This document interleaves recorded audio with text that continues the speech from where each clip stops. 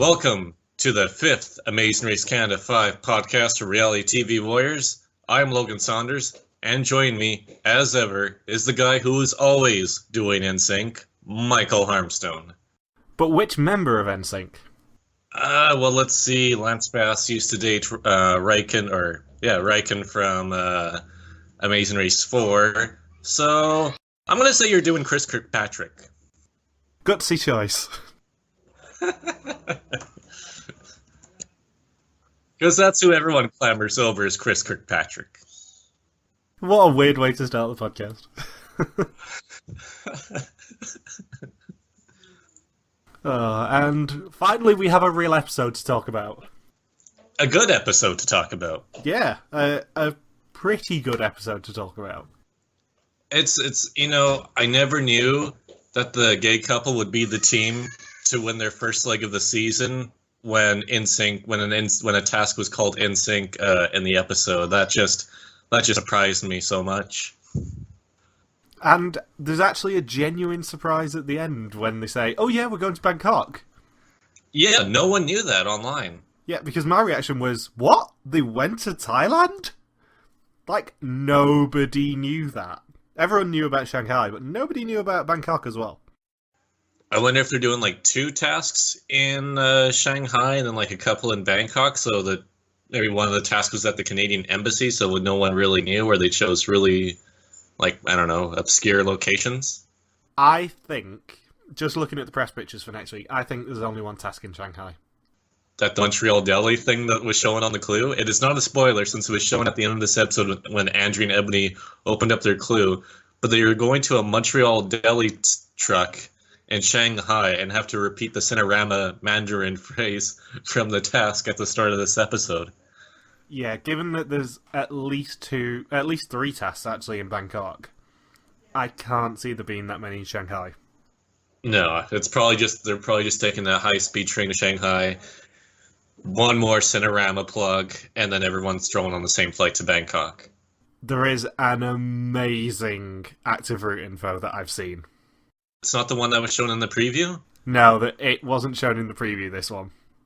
It's one that you will absolutely adore, mainly for our callback jokes. I'm not sure whether to talk about it this week or next week. Let's see, the CTV press pictures may be a bit obscure for this podcast. Most people would just be familiar with what was shown at the end of the preview, which was the Hussein Memorial task of being on a surfboard and falling off repeatedly over and over and over again. I might tease it a little bit later, because there's a press picture I've seen that just made me go, "Oh my god, that is awesome." And it's an Amazing Race 26 callback as well. Alright, so enough about next episode. Let's briefly recap the previous episode. Previously on the Amazing Race Canada, teams race to the Kootenays, 3 express passes, and then we hear the Courtney's orgasm again when she received the express pass. Karen's yelling. Zed and Shabir's surprise finish, which is also a mildly insulting way to phrase it by John Montgomery. What? Zed and Shabir finished it first? And then Kenneth and Ryan's quote-unquote strategic move, or pretty much the most obvious move to make in the situation they were in. And then, of course, Megan and Courtney pulling the old Anders from Workaholics and going home with an express pass. And now we get to go to more exciting stuff.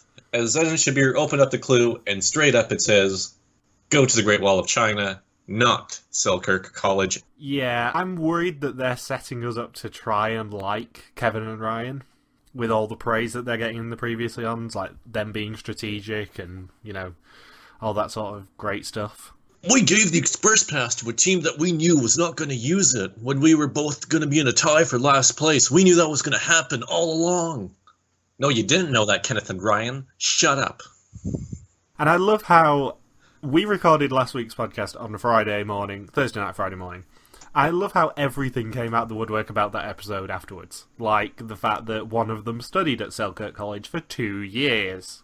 2 years! And then Kenneth and Ryan thought they were in a... Apparently, Kenneth and Ryan have been doing recaps on their YouTube channel for the first 3 weeks. I've sadly been watching portions of the recap since it's the only real behind-the-scenes running videos that any of the teams have been uploading this season. It's like they kind of won my attention by default in that sense. But I guess after the third episode aired, they had to delete all of their YouTube videos. But I guess somebody out there saved them onto their computer and have been mirroring them elsewhere online. Will it hold my attention more than Kurt and Shelley's does? Oh, I don't know. That's a tough one. I think you're going to have to watch for yourself, Michael, to make that determination. Oh, God, I really don't want to. I've been downvoting anyone on Reddit who posts them because I really don't care. Yeah, so Shabir, is it just me or is Shabir turning more and more into Aziz Ansari's dad from Master of None? I've not seen that show. You've never seen Master of None? No, I love Aziz Ansari as well, I mean... Yeah, I was about to say, you watch Parks and Recreation, you're like a diehard Parks and Rec fan, but Master of None is considered like the best comedic show on Netflix in the past couple of years, which means it's the best show in the past couple of years. You know my love of Parks and Rec, and I mean, I don't know whether we've mentioned this on the podcast before, but when I was in America, me and my brother, I got my brother into Parks and Rec 6 months before we went to Boston originally. And then when we were in LA, we decided to do a pilgrimage to Pasadena, where they film most of Parks and Rec, at least the outside shots, with a plush of Lil Sebastian, both wearing Parks and Rec t-shirts. No regrets. But yeah, it's kind of, to explain Aziz Ansari's dad in Master of None, it's his real dad that plays him in real life. The guy's not an actor by any means. He was just brought onto the show, and he does play Aziz Ansari's dad in the show too. And he has this really like quirky sense of humor where it's like he kind of embarrasses his son in a way, but it's more of just slightly embarrassing himself. And he's only in it a couple of times, but he pretty much becomes everyone's favorite character by the end of the first season. Did you see the picture of Shabir surfing from next week? No, did you? I think you may have sent it to me. I did send it you, definitely, but I'm not sure if you've seen it yet. It's amazing. Hopefully he doesn't fall as much as Hussein did at the end of Amazing Race Asia 4. Like, I know I've been hard on production in terms of the press pictures being so low res and so low quality this year, but the past 2 weeks they've knocked it out of the park. This week's ones were amazing, next week's ones are also great. It's like they put all of their effort into the international legs. Yeah, and interestingly, they've still not confirmed what the fast forward task is. There's no pictures from the fast forward task. There's an active route info in there, and there's one side of the detour, and that's it. It's got to be something big, considering that this is the first fast forward they've done in 2 years. Or the first fast forward any version of the Amazing Race has really done in a while.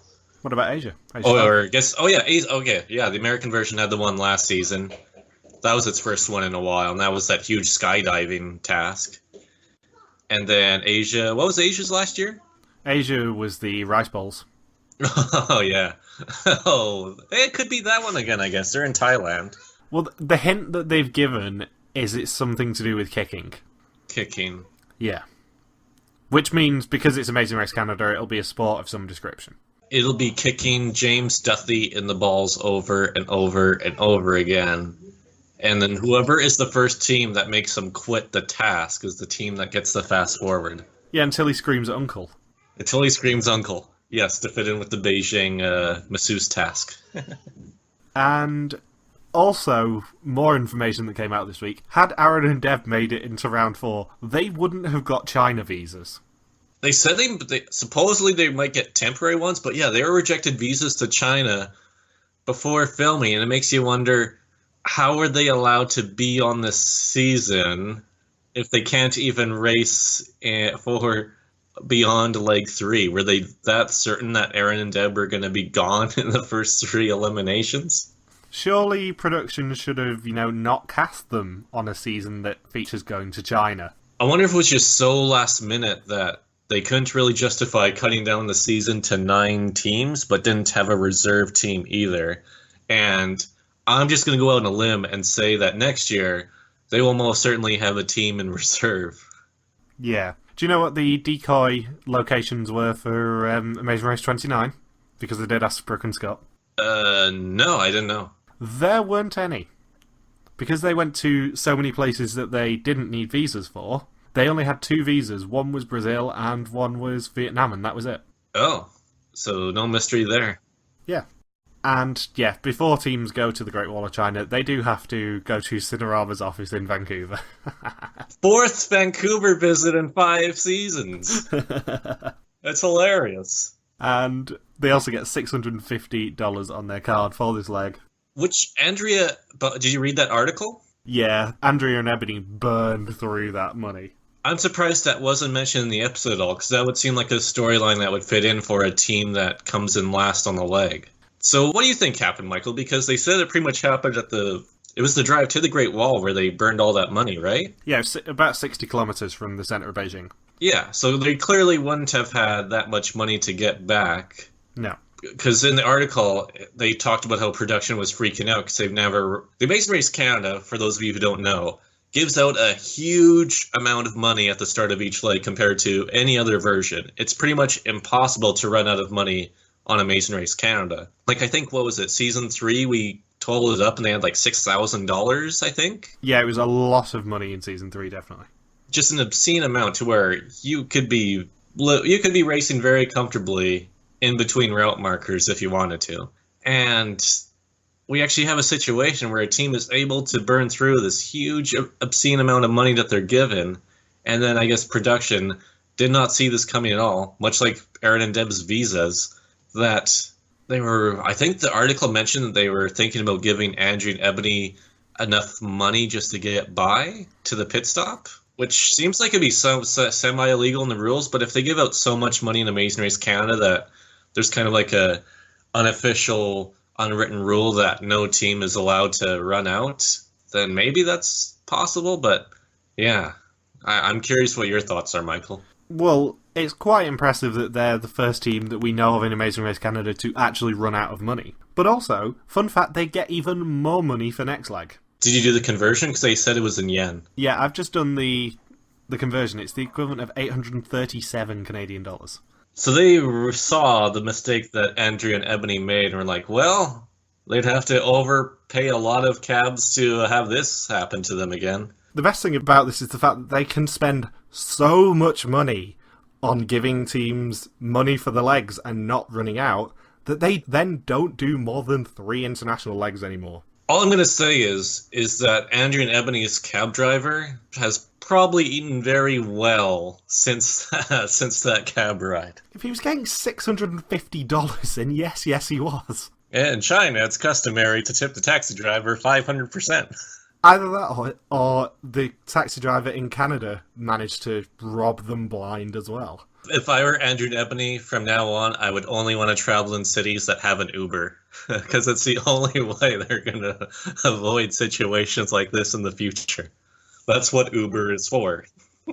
And then they inherit Meghan and Courtney's title of doing the terrible product placement as well for the card at the airport. And Karen and Bert inherited Meghan and Courtney's inability to open doors at the Vancouver airport. They've even been through that airport. They should know that the airport doors are rubbish. Multiple times! This episode was the first one where I was actually looking forward to watching it. I was saying this to the guy who sits next to me at work, because he's an Amazing Race fan. I'm like, I know I've been hate watching Amazing Race Canada, but I'm actually reasonably looking forward to this one because I've seen the press pictures and it looks awesome. And because of all the fun stuff that I know is going to happen. It's rare that an Amazing Race Canada episode can actually make me excited. And Corey and Ivana, of course, when they pick up their Sanorama thing, we get the scene of them re-explaining their panda dynamic. Yeah. Panda doesn't mean what you think it means, guys. Yes, as Big Brother 19 has proven, but there's two hilarious things that will become running jokes out of it, where they talk about inclusion, equality, and diversity. And when they have the slow Chinese taxi driver, Ivana says, "Can he even see?" She said that about the Chinese taxi driver. I'm thinking, I know what she was meaning, but boy, oh boy, did that come out really offensive. And then they were saying, oh yeah, the panda thing, this is going to mean good luck. Meanwhile, they're going to be dead last for pretty much the entire leg. They're going to have the worst taxi driver ever. And Ivana's going to have severe back pain to the point that she nearly quits this episode. Yeah, and then to top it all off, they only get out of last place because of a complete luck task. Well, not complete luck task. About 60% luck? 70? You've still got to, like, match up. There's a lot of symbols there to where you could easily skip it over a couple times. Yeah, but it was heavily influenced by whichever prescription you picked at the start. Like, Kevin got one that was a draw pretty much straight in front of him at the start, for example. Right. So, yeah, it was a little bit of a luck task.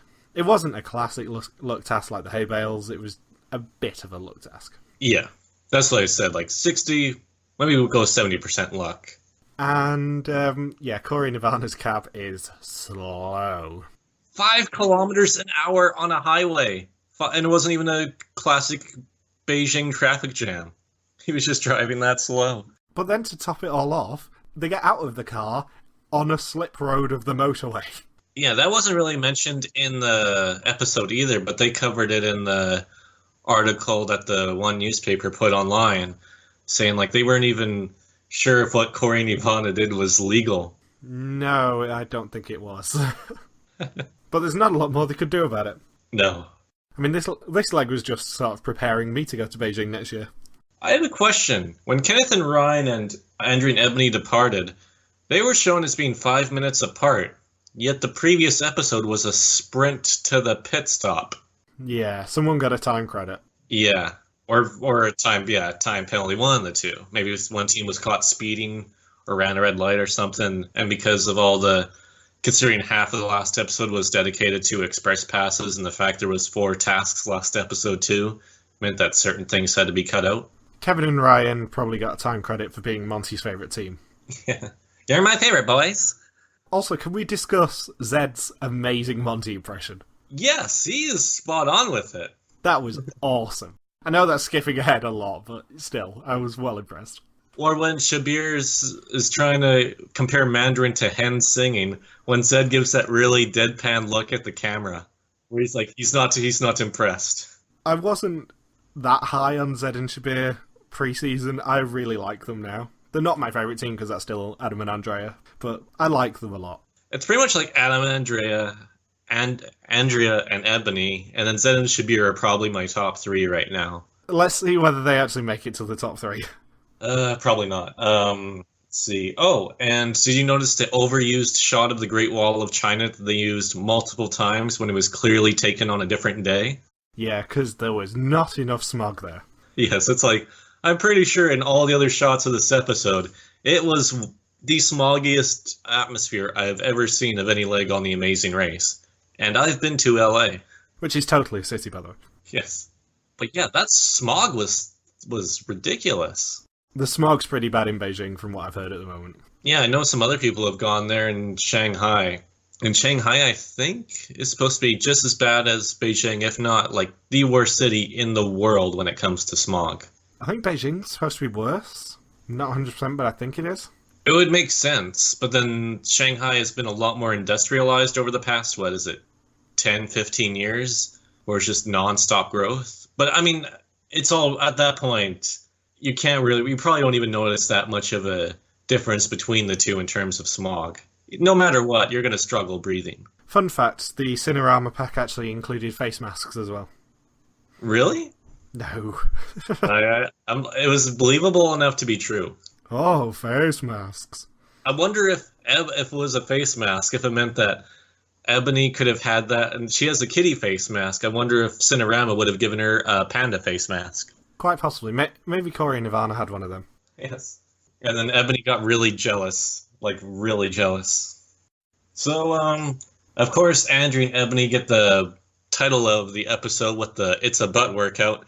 Thank you to Mike Bickerton for making that the episode title for when anybody tries to search that online in their web history. The episode titles have been pretty bad this season, let's be honest. We had butt workouts and pythons in the episode titles. Like, come on, guys. Yeah, mostly because Kevin and Ryan were responsible for the first 2 of them, but yeah, it's not been a great one for episode titles.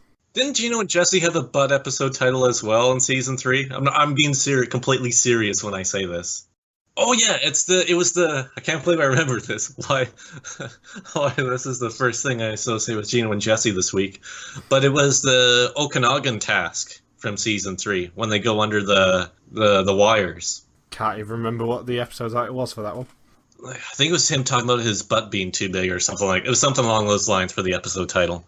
Anyways, moving on. It's not when Shabir, not only was it he comparing it to hen singing as a way to memorize the words for the Mandarin on the tour task, but it sounded like he was uttering names of famous ping pong players. I love that Karen and Bert just turned it into a rap. Everything's a rap to Karen and Bert. Dirt Gritty is really, he's got the guns and the rhymes.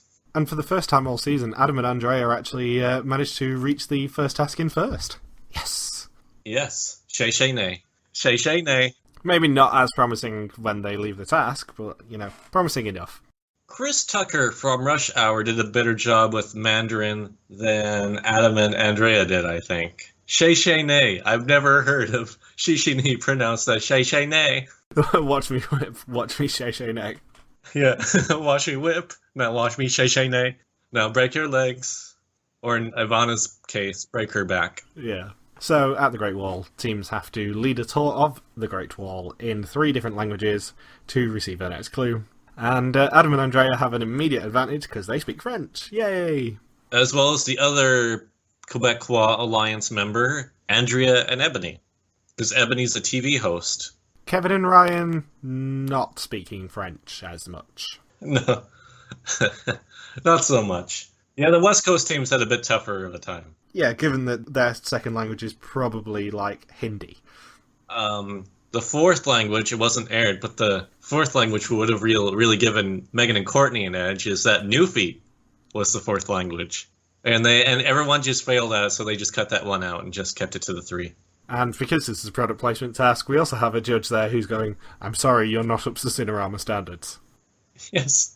The application pool, it's like applying for Amazing Race Canada. Thousands of people apply, but only 10 make it on. And Andrew and Ebonie actually won an unaired prize for being the best at the Cinerama task. They won a free panda. A free panda, A yes. real panda. It's such a Chinese thing to have happen where it's like you're not up to Cinerama standard, where it's very strict. That's the most Asian thing to possibly come out of this episode. I mean, when Cinerama came on as sponsors, we kind of knew that there was going to be a China visit and that more than likely there would be a terrible product placement task, and this lived up to everything. Yeah. Cinerama, we the best. We only employ the best tour guides. Nobody messes up. They can speak 10 languages. They can speak more languages than Alex Liang. No one can speak more languages than Alex Liang, at least according to Alex Liang. In other words, shout out to Alex Liang. Let's see, Andrea and Ebonie finish the task in first. They win their panda. And we get another Canadian Embassy task on International Leg in Amazing Race Canada, which, from now on, this is like the ideal way to integrate Canada into Amazing Race Canada, would be they travel abroad and they have like one Canadian connection each episode. And this week, the Canadian connection is going to an embassy to interrupt a weekly game of field hockey. And they even play the CBC Hockey Night in Canada theme. I believe that's the theme. I don't really watch ice hockey at all, but it sounded like it. Sooner rather than later, we were going to have a Canadian Embassy task, and maybe they put that in purely in case Aaron and Deb actually got on and they had to visit the embassy anyway. How convenient. First round marker, guys. It wasn't originally planned, but we kind of need to not have a million non-elimination legs at the end of this season. Active route info. Go be interrogated by a Chinese official for 2 hours. I've heard of what happens when you're interrogated by Chinese officials for a couple hours at an airport, and it is not a fun experience. I shall keep that in mind and try not to swear at my brother too much when we're there. I should note that if you're lucky, the guards at the customs there, if they don't speak any English and you don't have a travel visa to get into the country, I know from my friend Katie that they'll just keep yelling at you, hoping you speak Mandarin. But if you don't speak any Mandarin at all, they'll just give you that 3-day temporary visa stamp, and you're good to go. Just make sure you get out of China by the end of those 3 days. And is it just me? I finally compared Sam and Paul to people in pop culture. Like, especially when they were doing NSYNC before the NSYNC Detour. With the tour guides, where they were just doing it completely in unison, which I must say was probably an easy way to remember all the words, but it was just so funny to watch. And just all their reactions in the task and getting the clue reminded me a lot of those reporter guys from the TV show American Dad. What was with the music when Sam and Paul were doing their attempts? It was very Disney. It was very Sound of Music is what I wrote down. It sounded like the piped music you'd hear when walking down Main Street USA in Disney. It genuinely did. I wouldn't be surprised if it is. When the dog bites, when Gong Chao pings. These are a few of my Chinese things. Also, I've been racking my brain as to who Paul looks like for weeks, and someone finally pointed it out on Reddit last night. He looks like Dr. Will, pre-Botox. Pre-Botox Will, yes. It's scary, and it finally sort of twigged when someone said it. I was like, he does, actually. Wow, that explains it. Yeah, somebody should do a face-by-face comparison. It will be startling. Oh, it is. Like, as soon as... I think it was in my circling my mind in weeks, but I couldn't put my finger on it. Then as soon as that person posted online, I'm like, that's who I was thinking of. Yeah, it's quite impressive. So thank you to that person on Reddit for finally pointing it out, because it's been annoying me for 3 weeks. When Corey and Ivana get to the tour task, Ivana says that she had the worst cab driver, not only in China, but in the world. But it's like, I think it's still better than James and Abba's cab driver. At least their cab driver didn't steal their passports and all their possessions. And wasn't associated with the mafia that we know of. Yes. I love that Corey and Ivana get booed by the tour group, by the way. Boo! Yeah, that booing was so piped in. Yeah. It's like they were at a weekly field hockey embassy game. A friendly... I love how the clue said it's a friendly hockey game. So, like, you don't see people getting jerseyed and beating the shit out of each other in the first period. No Canadian hockey game is ever friendly. And how is Zed homesick? He's been gone for barely 24 hours. Like, oh man. If that! Probably not even 24 hours. It's like, how the hell is that possible, Zed? How? They'd been in China for probably about 2 hours by that point. Yeah. It's like, man, I really miss home. It seems so far away. After spending the first 3 legs in Canada. Even if it was like a 10, 12-hour flight, that's still a lot less than a day. Yeah. But man, it was nice to get that slice from home. It's like the Canadian embassy is not even going to be that patriotic. It's like Ness from Earthbound takes longer to get homesick in that video game. And then here's Zed, it's like 2 seconds, and he's like, oh man, I really miss home. If only I was on Season 1 of Amazing Race Canada. I can understand it with an American embassy reminding you of home, where it's like marble statues of bald eagles and things, which genuinely exist in Singapore, by the way. The Singaporean, or the American embassy in Singapore is exactly how you imagine an American embassy to be. It's all like granite and marble statues of bald eagles and that sort of stuff. It's really... you can tell which one the American is. Oh, yeah. Gigantic American flags. In Lisbon, the Canadian embassy, they have to share it with like 5 other countries. Fun fact, every Canadian embassy does have a Tim Hortons in it. Really? No. I'm getting you with all the fake news this week. Yes. Although I don't know whether I've told you this, there is a rumour of where the second Tim Hortons in the UK is going to be, and it's about a mile from my work. I bet you're stoked for that. Oh, yes. The guy who's an Amazing Race fan who I sit next to is also a fan of Tim Hortons. So we're both like, yes, we're doing a pilgrimage. You're twinsies. Yeah, we really are. So, if we get to it's already dark out before we even get to the detour. Nightleg? Yes, and for some reason, for this whole episode, John Montgomery is not demonstrating any of the tasks, which I think is a first for him. I guarantee Monty will be demonstrating the surfing task next week. He's going to do a woo. He's going to do a woo. Everyone else is doing NSYNC, but John Montgomery gets to do a woo.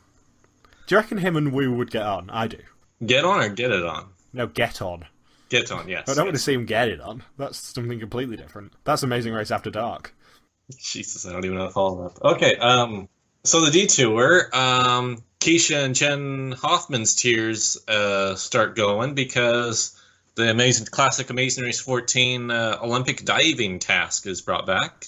And at least the other task didn't involve long-distance swimming because the other task is a dance. It took them 4 episodes this year, but we finally get our first dance and or rhythm task of the season. All other seasons, it always happens within the first 3 episodes, but here, we make it all the way to episode 4. Yep. Country mixed with flash mob. What the hell is that? Not the hardest dance task they've ever done, I don't think. No. Would be my answer to that. It seemed like the diving this episode was easier than the diving in Amazing Race 14, Well, yeah, because they actually had a guide this time, rather than just saying, have fun, bye-bye. Jump off this 5-meter board. Don't die.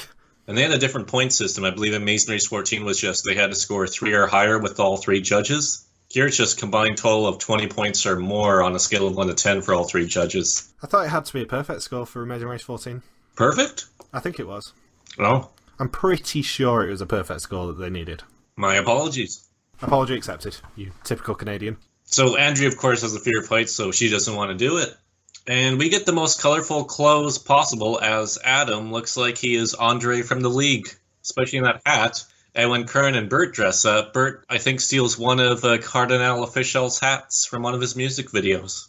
The Adam picture doing this task was one of the press pictures, and I sent it around to literally everyone I knew who was watching this season, because that is one of the best press pictures I've ever seen. It made me giggle so much. A feather boa combined with a yellow pimp hat. Hilarious. Hilarious, Adam. Like he's going to start a Beijing escort service by the end of this episode. For the first half of the Amazing Race 14 Detour, by the way, it was they had to score a 5 from the judges in order to obtain their next clip. Oh, okay. I think it was 5 out of 5. So, yeah, I just loved the press pictures because it was only them and Karen and Bert who we saw in the press pictures. And then Corey and Ivana get there 10 hours later. Yeah, and Andrea and Ebonie weren't shown doing it either. All right, because they switched too. A lot of Detour switches this season. You know, Andrea and Ebonie and Megan and Courtney, after the first time they switched to Detour and got nearly eliminated, both teams said they would never switch Detours again. And yet, both teams have done it once, again, after saying they wouldn't do it. And both teams have finished in last on that same round. Nobody's learning their lesson. Who'd have thunk? And of course, every team with the InSync task says, we're doing InSync. And Andrea said it. I believe Sam and Paul said it. Zed definitely said it. Pretty much every team. They just didn't care about phrasing at all. And of course, we get the unintentional hilarious quote from Sam, where he says that his parents both have diving in their blood, and that means he has diving in his blood. And that made me think of Greg Louganis when he did that failed jump from the '88 Olympics with that dive, where the blood actually spilled out. So hopefully Sam's blood actually stays in, unlike Greg Louganis. And fun fact, Godfrey Manguiza was watching this episode and said that he wanted Sam's blood on these hands. Hilarious. And then, yeah, we get the awful shot of Shabir picking away at his Speedo. I love how the theme of the international legs just seems to be get Shabir in as little clothing as is physically possible and make him look so awkward. And then they had to do like this weird like robot arms thing before they dove. Or as Mark Doyle pointed out, synchronized falling. And I love how the, just going back to the Canadian Embassy task as well, Adam did have an out-of-context inappropriate quote where he said, I want to play with you guys. Yes. I'm just like, Adam, you're so lucky I'm not doing the face cream clip this week because that would feature. And Ebonie does one of the best belly flops I think I've ever seen in my life. That task is designed just to make people wince. It really is. Yeah. I'm not capable of doing it. No, je suis pas capable. Je ne suis pas capable. And then the best thing is, they come back from the ad break after that, and she's just like saying it in English. I have no idea where they got the French from. That just adds to the fun for me. It really does. Why does Adam only dance in the dark? So that no one can see him dancing, probably. He just likes to dance by himself. He's like David Bowie and Mick Jagger. He's dancing on his own, to quote Robin. Let's see. Oh, the dancing task. Another hilarious component of it. The no lady.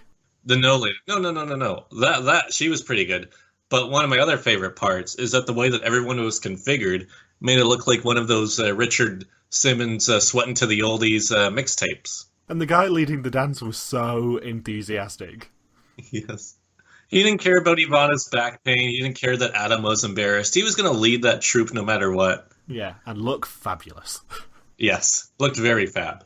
And it is Zed and Shabir who lip sync in first with a score of 22 out of 30. Ren Yi Tang is the next route marker. And teams must now find Ren Yitang to get their next clue. That's one of the most awesome names for a place ever on The Amazing Race. Ren Yitang. And surprisingly, the roadblock is not referred to as an ancient Chinese secret. No. And the best thing is, Zed and Shabir's success is immediately followed up by Sam and Paul getting a big fat nothing. Yes. Well, because they decided to do a flip rather than a flop or a fall. It's all in his blood, but wow at that belly flop. We were good up until the actual dive. Yeah, we were good for everything apart from, the bit that matters. the bit that we were good at everything except the part that we were being judged on before this task. Like, just give us that participation ribbon right now. Dr. Will, that's what he's all about. Even though Sam is the one that's trying to be the doctor. From what I've heard, when you're on a 5-meter platform or a 3-meter platform, all you've got to do is literally just sort of lean off and keep your arms straight, and then you will just flip and go straight into the water correctly. If you move, you'll hurt yourself. From what I've heard. From Alex Liang? No, from, various diving videos that I've seen. You watch diving videos? They have come up on my YouTube before of, teaching people how to dive, and it's hilarious to see people belly flop. Have you seen the guy who does, the world's, highest belly flop into a really small pool of water? It makes me wince when I see that sort of stuff. I've seen it a few times. It's been, 10 years, but, the one guy has, the world record, and that's some, 40 or 50-year-old dude who does it. Another great video is the guy who, over Memorial Day weekend, I think it was, taught himself how to backflip. And he just constantly hits his deck, and it is so wince-inducing. Oh, man. His entire sort of torso and neck is just bright red after about 6 hours of doing it. 6 hours? Yeah. He tried for 6 hours. He managed to do it eventually, but it looked so sore. And I feel bad for laughing at someone else's misfortune, but wowzers. Let's see. When Sam and Paul failed the last time before they succeed, for some reason they cut to one of the judges just staring at them, which was a really awkward shot to see. I like how the unmentioned element of the diving task is that their guides just record it on an iPad for them. Yes. Shared to, what's that Chinese YouTube website? Weibo? Yeah, Weibo. It's going to be shared to Weibo. Canadians attempting to dive off platform. Guys, I just want some home movies. It's kind of funny because Douglas Coupland, an author who I've referenced multiple times on this podcast, there's actually his one book takes place in Vancouver, and they go over to this one guy's house in Chinatown, and the main character really embarrasses himself. I think this is in the book J-Pod. So then the one guy records it, and he becomes one of the highest trending videos in China because he botches up karaoke really badly. So it's kind of funny that this, a Douglas Coupland concept gets transferred over to Amazing Race Canada, where contestants are being recorded onto an iPad and inevitably shared onto Weibo. I mean, I know with Monty being there, they kind of have to do as many Olympic tasks as they can. It's my dream, boys! Rule 14 of Monty's Fight Club, you have to be an Olympian. He didn't even do it! But is diving really the best Olympic task that they could recreate? Maybe they'll do the TAR 29 Greece task and just have them run around an Olympic track. Surely they saw the Amazing Race 14 version of this and the fact that nobody completed it. And the Amazing Race China version of this, where nobody completed it. Oh, nobody did it in Amazing Race China either? I don't think so. As far as I know, nobody completed that side of the detour. It's a brutal task. As Ivana's back showed. Yeah. And it's Kevin and Ryan who leave in second with a score of 20 out of 30. They just scrape it through. Typical. And Sam and Paul leave in third with the best score of the task, which is 25 out of 30. And by this point of the episode, we also have 4 givers. 4. What's our total? It's just 4 this week, but we're in the 20s now, definitely. Do we have a Ryan count? It's 15, then 2, and then 7, I think it was last week. Yeah. So 28? So 28, yeah. Which is an average of a 7 an episode now. And then Adam and Andrea complete the dancing detour where Andrea says that Adam has sick dance moves, bro. I don't know when Andrea turned into a fraternity, but okay. Bro, sick dance moves. And of course, with Andrea and Ebonie finish the dancing task, we somehow get the Amazing Race 4 finishing point music revived. I love Adam and Andrea so much. This is another great week for them, in terms of proving that they can kick ass and take names. Yes, when they don't have to come up with their own directions. I mean, Adam at the Roadblock was pretty damn good. Entered 5th, came out 3rd. Yeah, although it was a majority luck-based task. Yeah.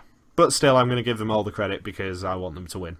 I really wish at the Roadblock, when teams have to match up the Chinese characters to the prescription drug and having to measure each drug out, I really wish that it was like, cocaine, weed, methamphetamines. That would have been hilarious. I'm not sure Amazing Race Canada could get away with that. I think they could get away with weed. I think weed they could have gotten away with. And then Kenneth and Ryan would have been like, oh man, it's a good taste of Nelson right here. Now it's 9 grams. Yeah, especially with them showing the powders and stuff up close. I'm not sure that they could get away with it. And it's time to head to the pit stop with the Beijing drum tower, thanks to couple of Sam's lucky breaks where he's able to leapfrog ahead of Shabir. And so, it's off to the drum tower, which I believe wasn't... What? They never called it a pit stop. No? Nope. They said go find John at the drum tower. Didn't it say pit stop in the clue that they opened up? Nope. Okay. Because this was a double length leg. This is the point where Logan and I are going to argue mercilessly. Because I have always said that if the host says, as Monty did word for word say, this leg isn't over, it's a double length leg. It's not a keep on racing leg. I don't really care enough. Non-elimination is a non-elimination. You're supposed to argue with me over the hiss. Yeah, which is why I'm not. This is our traditional argument whenever there is a quote-unquote keep on racing leg. Some of them are keep on racing legs, like the Amazing Race 29 one. Some of them, like this one where the host says, this leg's not over, are not keep on racing legs. They're double end legs. And that's my argument. This was actually leg 4 part 1. Next week is leg 4 part 2. Which does mean we get a 3-country leg. Crazy. I love how we didn't even sort of explain the roadblock at all. Well, I mean, they watched the episode. Well, yeah, it's Shabir, Kevin, Sam, Karen, Adam, Ebonie, and Corey doing the roadblock. I'll at least say that. Yeah. I mean, I kind of explained it earlier, saying they had to match up the symbols to what's on the drawers. And then once they match up all 3 sets of symbols, so 3 different drawers, each one reveals an ingredient needed that they have to measure out for a medicine. And then once all 3 ingredients which are correctly measured out, then they receive their next clue. There you go. And I wonder who would have been doing this roadblock had we been on Amazing Race Canada. Maybe the guy who works in the pharmacy, a.k.a. moi, also known as me. Which detour would you have chosen, by the way? Probably would have chosen NSYNC. I mean, it's water. I love water. And I don't like dancing that much, especially not if it's country mixed with flash mob. Do you not think that the diving would have been a bit hard? I think I could have done it. Because you're not really that in sync with your partner in terms of the diving unless you're about the same height and the same speed and the same athleticism. It would have been very hard for a mismatched team to do it.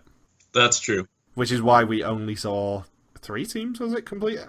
They should have had this in Family Edition when you had 4 people have to do this task all together. Have all 4 Gaggins just jumping off a platform. Yeah, let's just get random parents to be in Speedos in front of their children. What could possibly go wrong?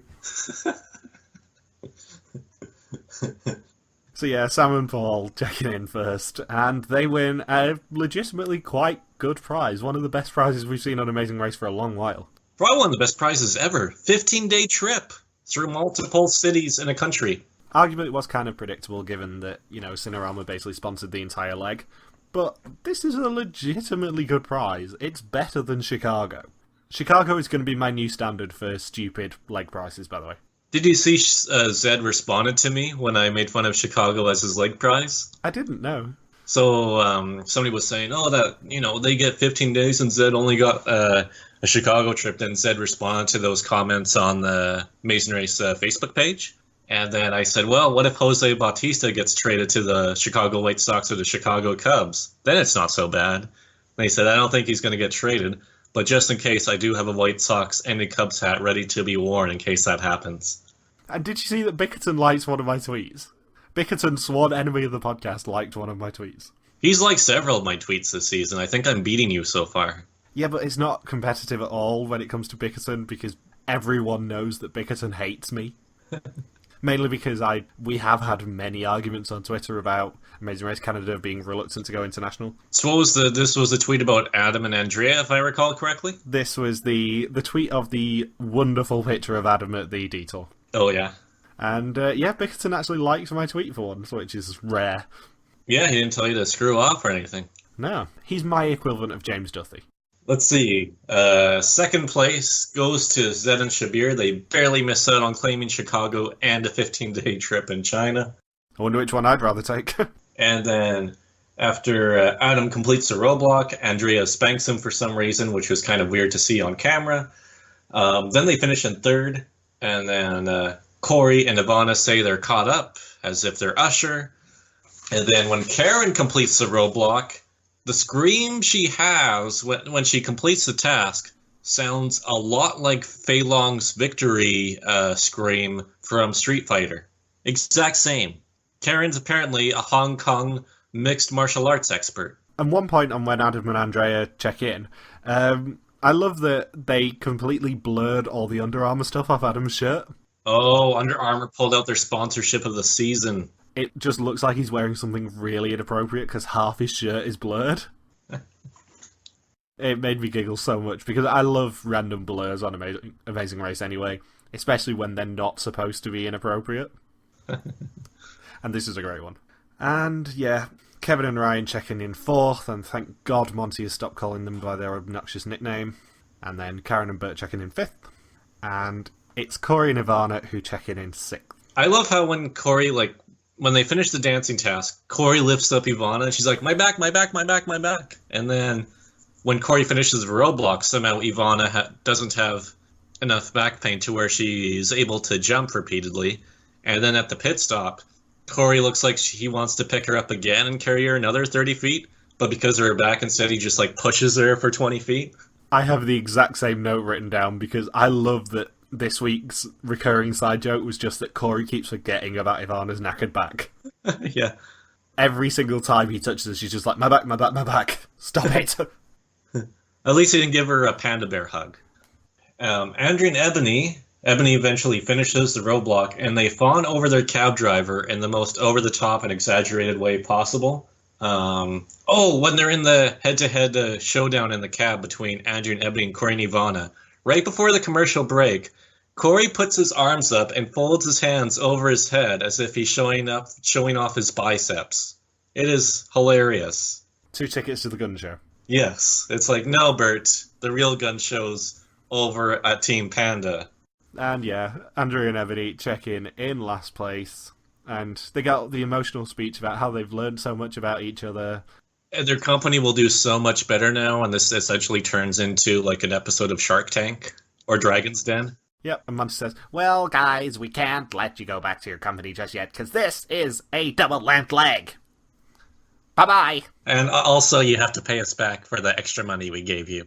You took my lunch money, guys. I haven't eaten all day, and this Olympic body cannot run on empty fuel.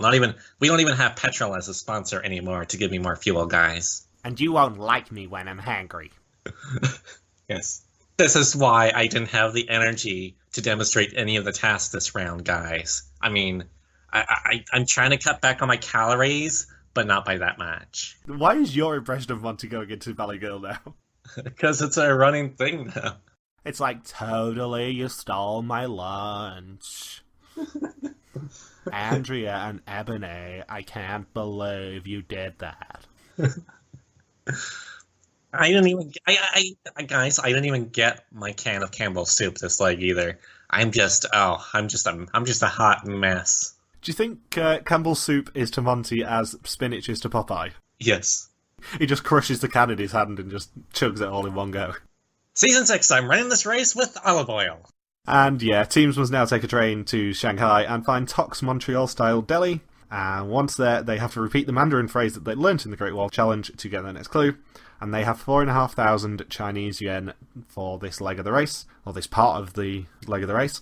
And that is equivalent to about $837, which is a lot of money. That's like enough money to fly from Vancouver and Toronto round trip, courtesy of Air Canada. Oh no, we don't talk about Air Canada anymore. Alright, what about WestJet? Can we talk about WestJet? They're not explicit sponsors yet. Delta Airlines. I think that the reason they told us that they were going to Shanghai immediately is because the next time trailer features precisely nothing of Shanghai. It's all Bangkok, which is amazing. It's like, yeah guys, you're doing a high-speed train to Shanghai, and then staying there for about 20 minutes. Have fun. I don't know, fun with Team Giver in Bangkok. Ugh. I don't want to see what sort of quote-unquote fun that Team Giver get up to in Bangkok. So yeah, next time, teams do head to Bangkok, and there is a fast forward in this leg of the race. Considering Gino and Jesse got the last Amazing Race Canada fast forward, I'm saying my expectations very, very, very low. Yeah, lower your expectations a few. And there's lots of kicking, apparently. And it looks like Adam and Andrea and Kevin and Ryan both go for the fast forward. So hopefully Kevin and Ryan get eliminated. Or they'll just throw in another non-elimination leg. Probably. It would be hilarious if next round is another, if it turns into a triple length leg. What, they just do no rest pit stops for the rest of the season? Yeah. Chop chop, guys! I gotta get home for the junior championships. That would be really interesting, actually. To do an entire season where there is no rest period at all. Obviously, the entirety of production would be utterly knackered, but it'd be interesting. But just have more camera operators that can rotate on. Or really, long equalizers. And do you want to know what my tease for next week is? Sure. There is a picture of Adam and Andrea and Ebonie searching for a clue hidden in a Bangkok icon from the last appearance of Bangkok in the race. The Amazing Race 26 one? Yeah. It's one that we had a lot of fun saying that Haley would enjoy. Oh, the Saturday... Oh, man. Yeah. There is a wonderful press picture, which I've not sent around to the group yet, of the two Montreal teams searching under cats for clues. Which fits one of them can be skinned alive and become Ebonie's next face mask. But yeah, there is genuinely a picture of them searching a cat cafe for a clue. It's awesome. So yeah. Who do you think is getting eliminated next week then? Andrea and Ebonie. Or Karen and Bert. I'm not allowed to make a prediction because I know who goes next. Okay. I know who the final six are. I see. And yeah, should we do some listener questions? Not that we got many of them, but... Let's do them. Mark Doyle asked why we saw a route marker in Vancouver before they flew to China. Cinerama really wants their money's worth. Yeah, because Cinerama probably put it in their contract. There's no other reason for it. And there would have been a long enough layover, I guess, once teams got from Nelson to Vancouver for them to be like, well, this is a good way to kill time. Yeah, and also it was just pure Cinerama sponsorship for the first half of the leg, which is nice for them. Getting their $50,000 worth. Yes. I'm just assuming that every sponsor pays $50,000 now, by the way. Unless otherwise proven. Mark also asked, why was the pit stop greaser holding a cage of birds? To fit in with like the bird cage or the bird nest at the Olympic stadium there in Beijing. See, I thought he was a miner. I thought he was just had a cage of canaries that he'd taken down coal mines previously. Oh yeah. Gotta keep them safe. Smog detectors. Yeah. Sean Pierce said on YouTube that he thinks that the last place team in the Keep On Racing leg, not Keep On Racing leg, should have to have their partner subbed in for Mel White as a penalty for doing badly.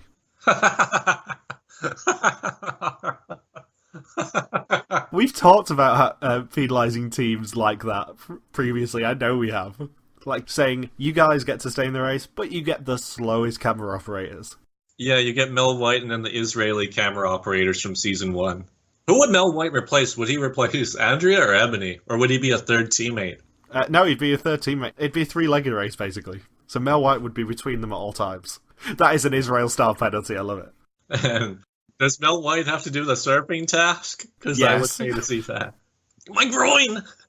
Maybe one of the prizes for the leg should be that everyone has to be paired up with a former racer for the next leg of the race, but the first place team gets to pick who for each team. It's like you have Mel White, you have Hussein off of Natasha. Jodie Kelly. Yeah, Jodie Kelly. Bill off of Kathy. Jesus Christ. I was waiting to see how long it'd take you to notice that one. Jesus Christ, Michael. I think that does it for this week. Do we have any more questions? Nope, that was it. Because it was a very last-minute post on the questions thread.